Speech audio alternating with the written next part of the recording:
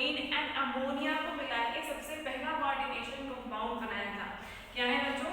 Werner ऐसे पहले scientist थे जिन्होंने कोबाल्ट, क्लोरीन एंड अमोनिया को मिला के एक कंपाउंड तैयार किया था, जो कौन सा कंपाउंड था? कोऑर्डिनेशन कंपाउंड था। ठीक है, तो वर्नर ने सबसे पहली थ्योरी जो हम कोऑर्डिनेशन कंपाउंड में पढ़ते हैं वो है वर्नर्स थ्योरी। ठीक है, इससे पहले आपने वीपीटी की है, सीएफटी की है। अब वर्नर्स थ्योरी को समझने में आपको कोई प्रॉब्लम नहीं होगी, क्योंकि वर्नर थ्योरी जो है आप कह सकते हैं दोनों क्या है, वर्नर थ्योरी या वीपीटी आपस में इंटर रिलेटेड है। जो आपने वहां पर प्राइमरी वैलेंसी या सेकेंडरी वैलेंसी आपने जो वहां पर निकाली है वही आप अभी वर्नर थ्योरी में करोगे। तो क्या थी बच्चों वर्नर थ्योरी? वर्नर थ्योरी सबसे पहले Werner propose the concept of Werner proposed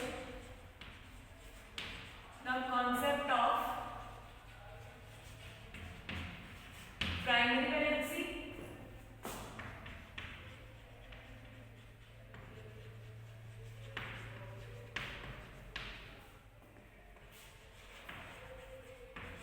and secondary valency.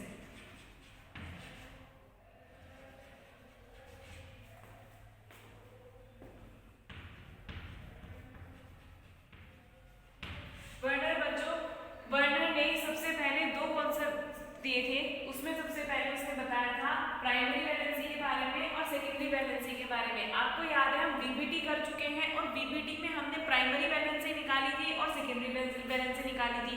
क्या निकालते हैं हम प्राइमरी वैलेंसी से? प्राइमरी वैलेंसी से निकालते हैं हम oxidation number of the central metal atom, and secondary valency से हम क्या निकालते हैं? सेकेंडरी वैलेंसी से हम निकालते हैं the coordination number. So Werner बच्चों वो साइंटिस्ट थे जिन्होंने सबसे पहले प्राइमरी वैलेंसी और सेकेंडरी वैलेंसी का कॉन्सेप्ट दिया था। सबसे पहले आती है प्राइमरी वैलेंसी। आपको पता है प्राइमरी वैलेंसी क्या होती है? ये आयोनाइजेबल होती है and it represents the oxidation number of central metal atom. क्या लिखोगे? It is ionisable and represent the oxidation number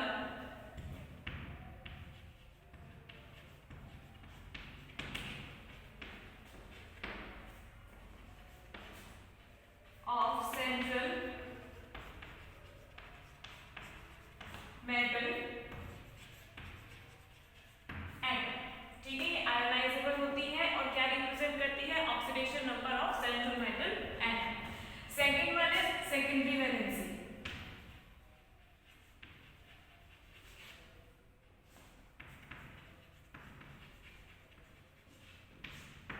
secondary valency क्या होती है बच्चों? आपको पता है सेकेंडरी वैलेंसी से हम क्या निकालते हैं? सेकेंडरी वैलेंसी से हम कैलकुलेट करते हैं कोऑर्डिनेशन नंबर। और कोऑर्डिनेशन नंबर क्या होता है बच्चों? कोऑर्डिनेशन नंबर जो कोऑर्डिनेशन स्फीयर के अंदर होता है डी के लिखा होता है, और आपको पता है कोऑर्डिनेशन स्फीयर जो होता है वो अनआयोनाइजेबल होता है। आप इसे आयंस में डिवाइड नहीं कर सकते।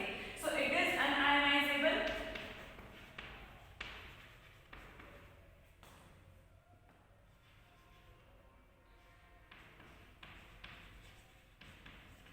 एंड रिप्रेजेंट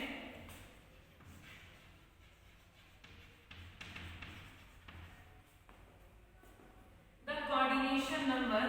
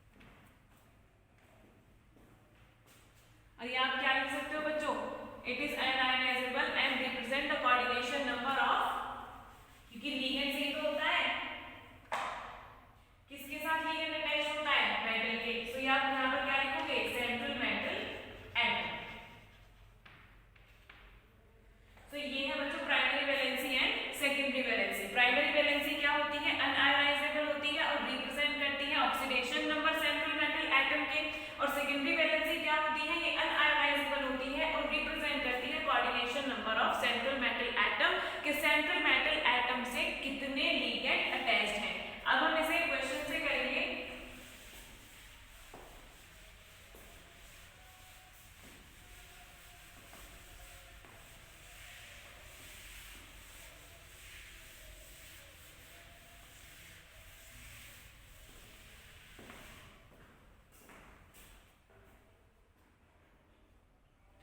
क्वेश्चन है आपको प्राइमरी वैलेंसी और सेकेंडरी वैलेंसी निकालनी है CONH3 6Cl3 की।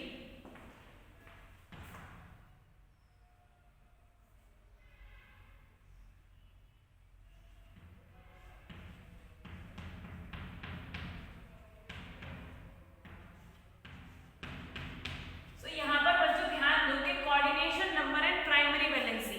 प्राइमरी वैलेंसी में आपका जितने भी आपको एलिमेंट्स दिए गए हैं आप सबको इंक्लूड करते हैं, लेकिन सेकेंडरी वैलेंसी में तो सिर्फ, क्योंकि सेकेंडरी वैलेंसी में आपको क्या निकालना है, कोऑर्डिनेशन नंबर। कोऑर्डिनेशन नंबर क्या होता है कि कितने लिगेंड अटैच्ड हैं किससे, सेंट्रल मेटल एटम से। सो यहाँ पर क्या होगा बच्चों, जब आप कोऑर्डिनेशन नंबर निकालते हैं तो आप सिर्फ और सिर्फ किसको इंक्लूड करते हैं, कोऑर्डिनेशन स्फीयर को इंक्लूड करते हैं। जो ब्रैकेट के अंदर आपको दिया हुआ है आप उसे इंक्लूड करते हैं, ब्रैकेट के बाहर जो होता है आप उसे इंक्लूड नहीं करते। ठीक है, तो यहाँ पर सबसे पहले आपको निकालनी है प्राइमरी वैलेंसी। सो कैसे निकालोगे प्राइमरी वैलेंसी,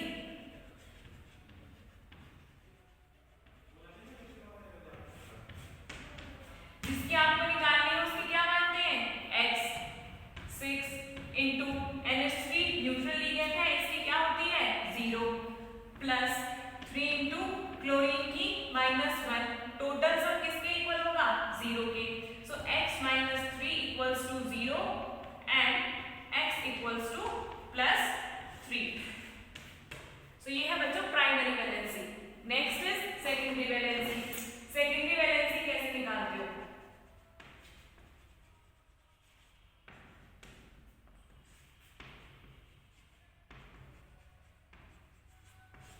सेकेंडरी वैलेंसी हम निकालते हैं कोऑर्डिनेशन नंबर इनटू डेंसिटी। आपको पता है डेंसिटी क्या होती है, डेंसिटी के कितने लोन पेयर्स ऑफ इलेक्ट्रॉन वो क्या कर रहा है, डोनेट कर रहा है, इसे हम क्या कहते हैं डेंसिटी। कि आपका जो लिगेंड है वो मोनोडेंटेट है, बाइडेंटेट है, ट्राइडेंटेट है या फिर टेट्राडेंटेट है। सो अगर आपको सेकेंडरी वैलेंसी निकालनी है तो सेकेंडरी वैलेंसी आप कैसे निकालोगे, number of ligands into density. So यहाँ पर number of ligands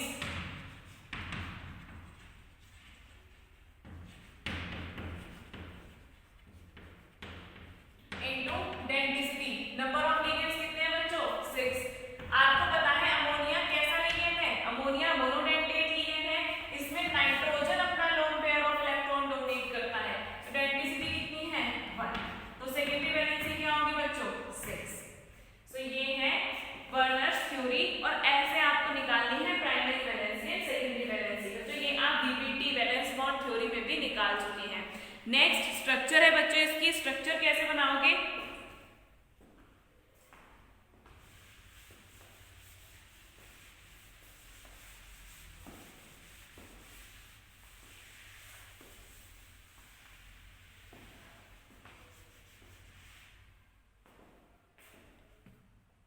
स्ट्रक्चर कैसे बनाओगे, सेंट्रल मेटल एटम कौन है CO कोबाल्ट, और आपको पता है कोऑर्डिनेशन नंबर क्या है 6, दैट मींस ऑक्टाहेड्रल कंपाउंड है। और ऑक्टाहेड्रल कंपाउंड की ज्योमेट्री कैसी होती है, 4 लिगेंड्स तो एक स्क्वायर के 4 कॉर्नर्स पे होते हैं, एक अबव द प्लेन होता है और एक बिलो द प्लेन होता है। सो NH3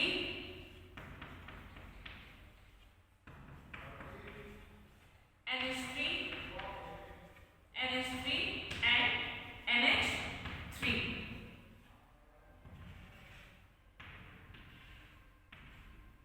अब बच्चों ध्यान से देखो कि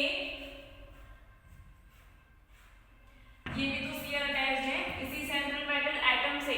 तो जो सेकेंडरी वैलेंसी होती है उसको बच्चों हमेशा सॉलिड लाइन से रिप्रेजेंट करते हैं।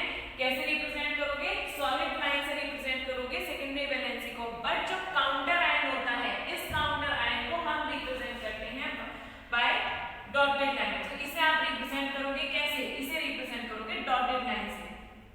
सो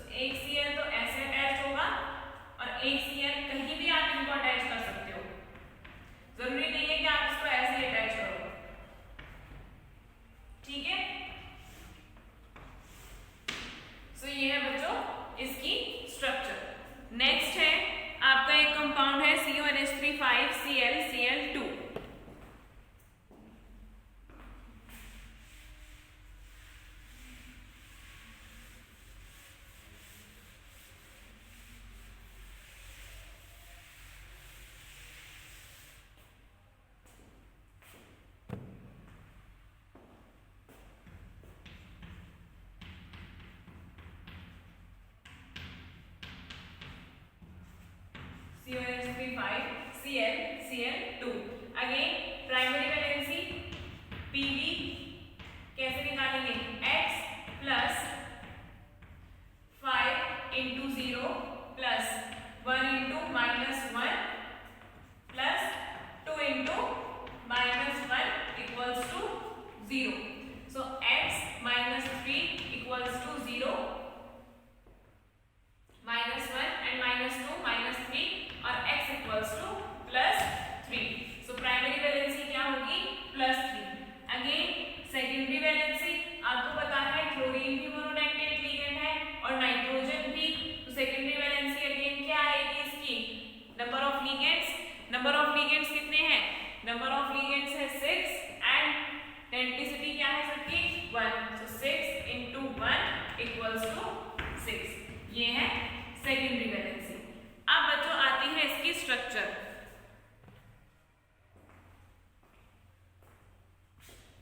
यहाँ पर आप टोटल भी लिख सकते हैं बच्चों और ऐसे भी लिख सकते हैं, दोनों के अलग अलग भी निकाल सकते हैं। नंबर ऑफ लिगेंड अमोनिया के लिए 5, denticity 1 plus number of ligand 1, denticity 1। So 5 plus 1 equals to 6। ऐसे भी आप कैलकुलेट कर सकते हो। अब बच्चों ध्यान देना स्ट्रक्चर पे।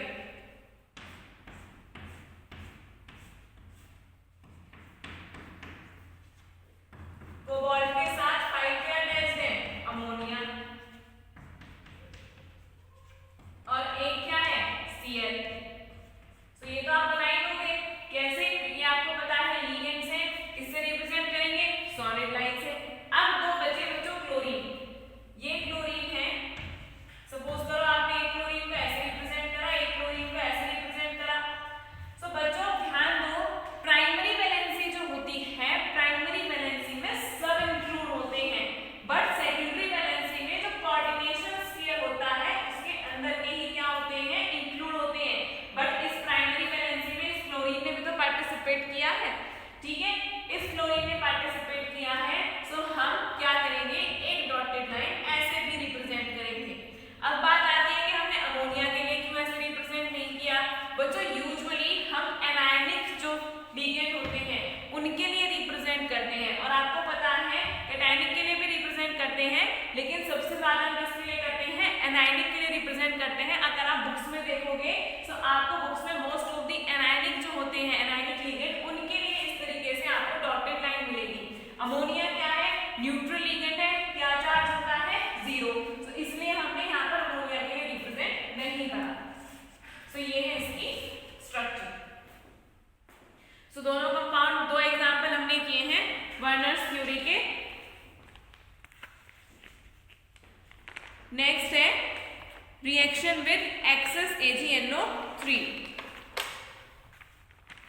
ये आपका एनसीईआरटी का टॉपिक है।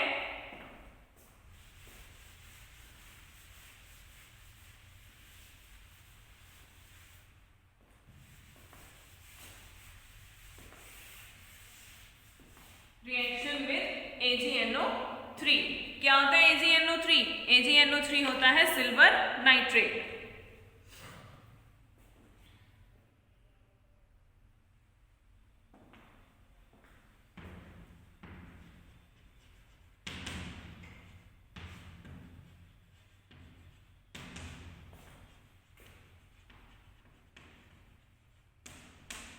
Reaction with AgNO3। अब यहाँ पर देखो बच्चों, सबसे पहले देखो कि रिएक्शन होती क्या है। सो रिएक्शन हम सबसे पहले देखेंगे। सबसे पहले सपोज करो आपका कोई भी एक क्या है, कोऑर्डिनेशन कंपाउंड, और इसके बाहर कोई भी हैलोजन प्रेजेंट है। क्लोरीन भी हो सकती है, ब्रोमीन भी हो सकती है, और क्या हो सकती है, आयोडीन भी हो सकती है। और आप इसकी रिएक्शन करा रहे हैं किससे, एक्सेस ऑफ AgNO3 से आप इसकी रिएक्शन करा रहे हैं। अब बच्चों क्या होगा, अब यहाँ पर ध्यान से देखो, आप जब कोऑर्डिनेशन कंपाउंड को आयोनाइज्ड फॉर्म में लिखते हैं, तो आपको पता है कोऑर्डिनेशन स्फीयर जो होता है वो तो आयोनाइज्ड नहीं होता, ठीक है। तो ये तो कंप्लीट ऐसे के ऐसे ही रहता है। बहुत सारे कम केसेस ऐसे होते हैं जिसमें कोऑर्डिनेशन स्फीयर जो होता है वो आयोनाइज्ड होता है, अपने आयंस में डिवाइड होता है। मोस्ट ऑफ द कैडमियम के ऐसे कंपाउंड्स होते हैं, ठीक है। अब यहाँ पर क्या होगा, ये कोऑर्डिनेशन स्फीयर वाला जो कंपाउंड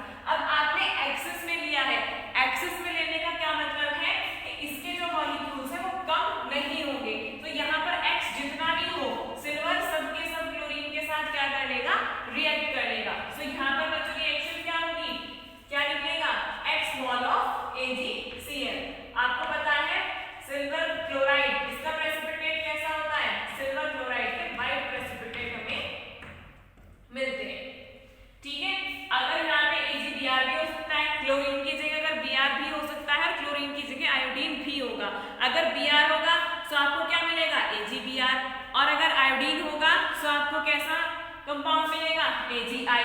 AgBr का प्रेसिपिटेट कैसा होता है, पेल येलो, एंड AgI का प्रेसिपिटेट कैसा होता है, डार्क येलो।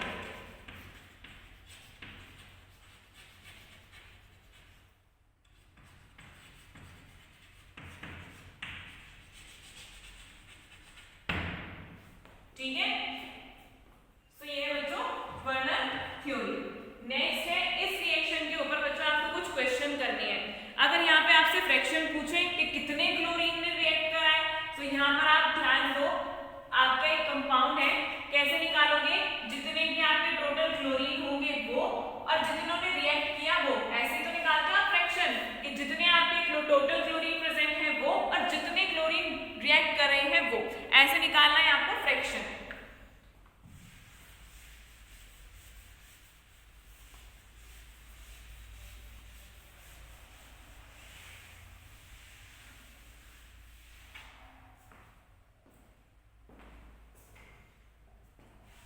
सपोज कीजिए आपका कंपाउंड है CONH3 5Cl Cl2।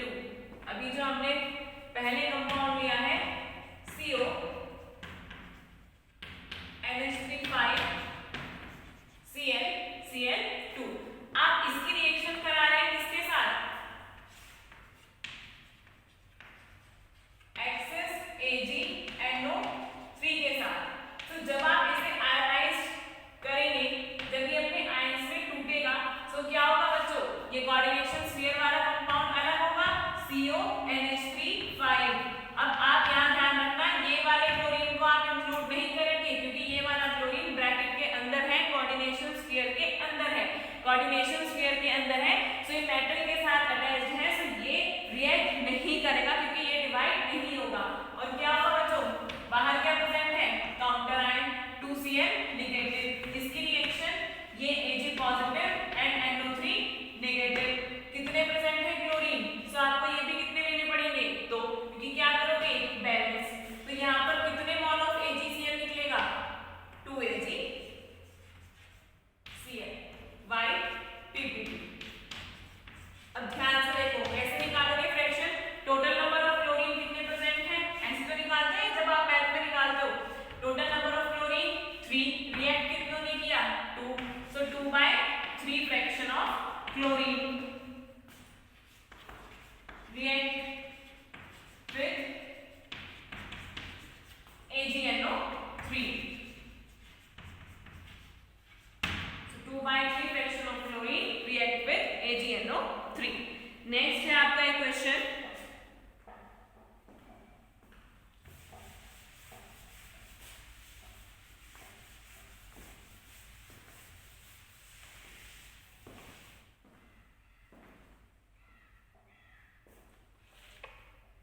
आपको कुछ फॉर्मूला दिए हुए हैं और मोल्स ऑफ AgCl जो प्रेसिपिटेट होते हैं पर mole of compound with excess AgNO3 वो आपको बताना है।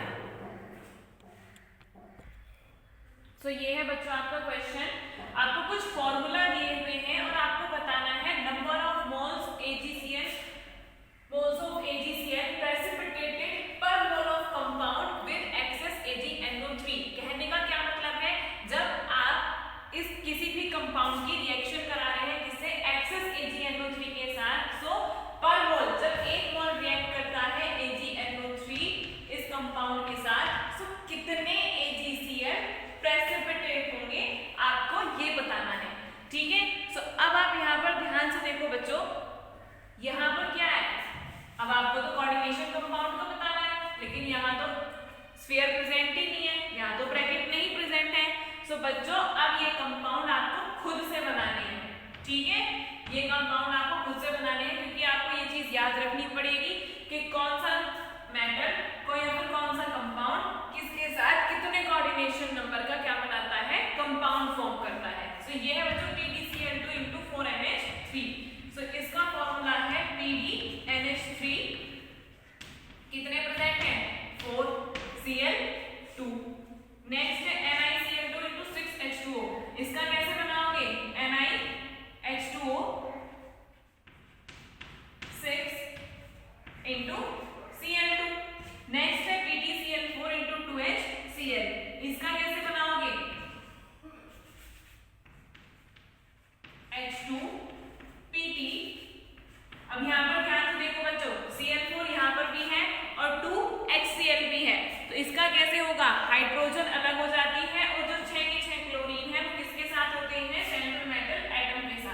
PtCl6।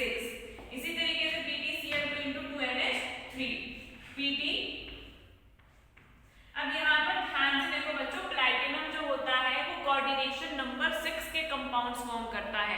ठीक है, ये याद रखने वाली बात है क्योंकि मैंने आपको बताया है, ये आपको याद रखना पड़ेगा, ये चीज आपको याद रखनी पड़ेगी कि कौन सा मेटल का कोऑर्डिनेशन नंबर क्या है और उसके साथ कितने लिगेंड्स अटैच्ड होंगे। ठीक है, सो प्लैटिनम जो होता है वो कोऑर्डिनेशन नंबर 6 के कंपाउंड फॉर्म करता है। सो यहाँ पर हाइड्रोजन अलग होगी एंड PtCl6 अलग होगा। एंड यहाँ पर क्या होगा बच्चों, कोऑर्डिनेशन नंबर कितना होना चाहिए, या तो 6 अदरवाइज 4। अब यहाँ पर देखो PtCl2 है तो 2NH3 है। ठीक है, सो PtCl2 है 2NH3 है, coordination number 4 and coordination number 6। Generally 4 और 6 के ही कंपाउंड्स आपको पढ़ने हैं। ठीक है, सो नेक्स्ट PtCl4 प्लैटिनम और NH3 ट्वाइस एंड Cl2। अब यहाँ पर ध्यान से देखो, इसका कोऑर्डिनेशन नंबर 6 है और इसका कोऑर्डिनेशन नंबर क्या है, 4। तो ये चीज आपको याद रखनी है। मोस्ट ऑफ द कंपाउंड आपको कोऑर्डिनेशन नंबर 4 और कोऑर्डिनेशन नंबर 6 के ही पढ़ने हैं। तो प्लैटिनम के दो कंपाउंड हैं, एक में उसका कोऑर्डिनेशन नंबर 6 है और दूसरे में उसका कोऑर्डिनेशन नंबर 4 है। अब यहाँ पर ध्यान से देखो, अभी आपके फॉर्मूला बन गए।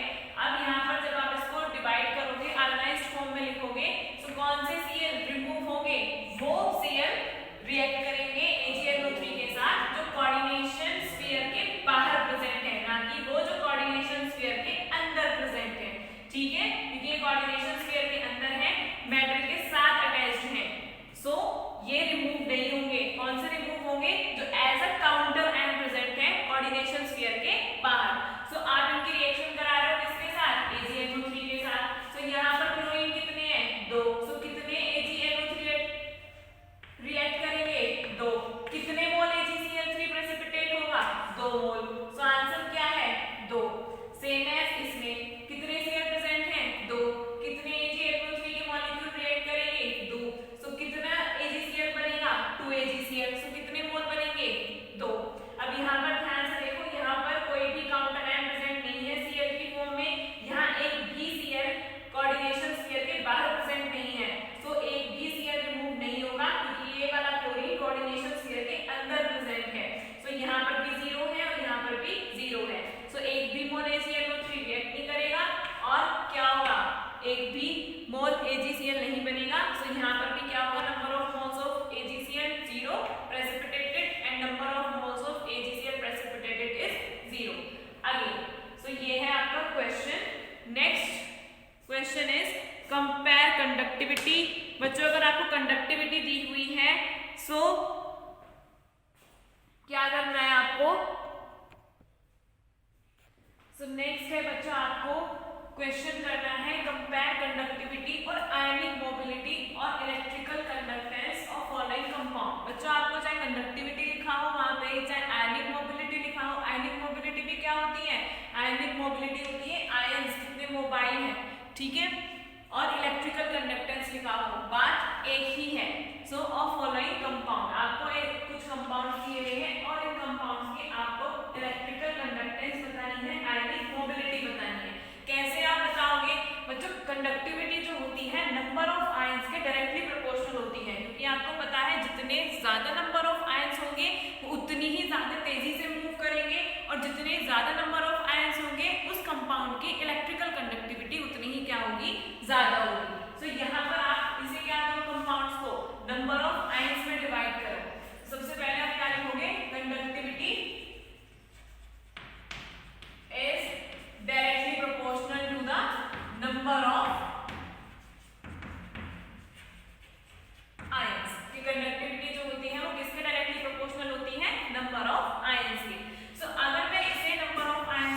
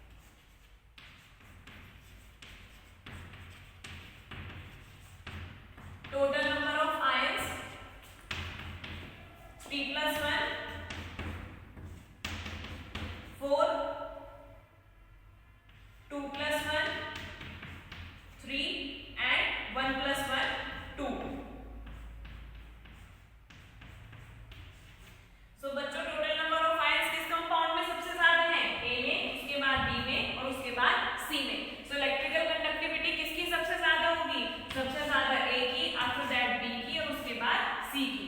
तो आपको कंपेयर करनी है। सो इलेक्ट्रिकल कंडक्टिविटी का ऑर्डर क्या होगा, सबसे पहले A greater than B greater than C. सबसे ज्यादा इलेक्ट्रिकल कंडक्टिविटी किसकी है, ए की, उसके बाद बी की एंड आफ्टर दैट सी की। सो ये था बच्चों आपका चैप्टर कोऑर्डिनेशन कंपाउंड, ठीक है, जिसमें हमने क्या किया, डबल सॉल्ट, कोऑर्डिनेशन कंपाउंड क्या होते हैं, कुछ बेसिक टर्म्स, उसके बाद हमने आइसोमेरिस, उसके बाद हमने की बच्चों IUPAC naming, VBT, CFT and Werner's theory. So इस चैप्टर के आपको जितने भी क्या दिए हुए हैं, एनसीईआरटी में क्वेश्चन दिए हुए हैं, वो सब आपको करने हैं, सबकी आपको प्रैक्टिस करनी है। और जितना अगर आपको कोई भी डाउट है तो आप उसको जरूर पूछेंगे।